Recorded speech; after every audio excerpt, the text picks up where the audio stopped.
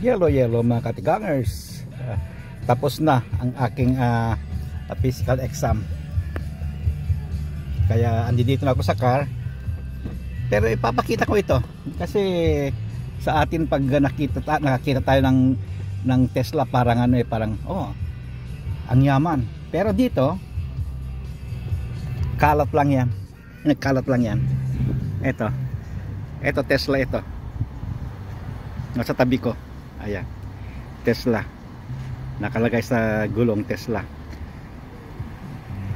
Ito sa tabi ko ulit. Tesla din yan. Yung doon Tesla. Nasa likod ko Tesla. Puro Tesla. Ito, Tesla itong puti. Yung red doon, Tesla. Yan. Tesla yung gray doon.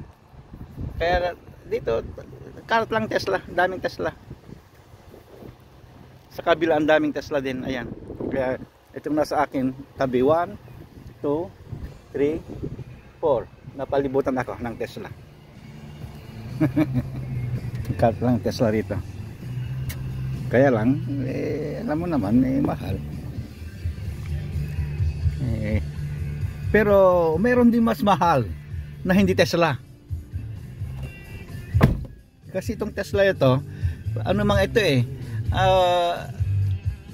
plug-in Yung mga plug-in din na ibang car na hindi Tesla, may mas mahal pa. Sa mga yan. May Lexus din na mas mahal pa lang sa Tesla.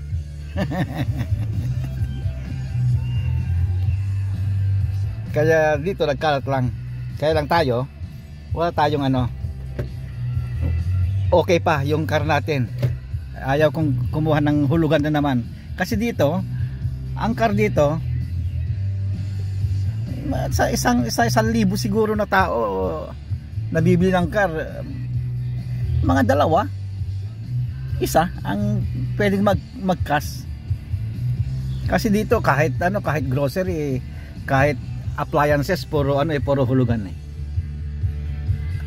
car nga dito 72 months to 60 to 72 months dito kasi alam nila pag 36 months medyo mahihirapan ka nang bayad kasi alam ng tao dito, ng mga dealer dito, ang mga kapasidad ng mga tao sa pagbabayad. Kasi tatanungin lahat makikita yung sa credit score mo, tatanungin kung magkano yung monthly salary mo, annually pala, kaya talagang annually. Tapos tatanungin may bahay ka ba, magkano bayad mo sa bahay, ganun Kaya kung makikita nilang medyo hirap ka, okay, 72 months pwede ang mga sakyan. Kasi ang bahay naman dito 30 years ang pagbabayad. Kasi alam nila hindi mo kayang bayaran ng 25 years or 20 years ganun lang dito.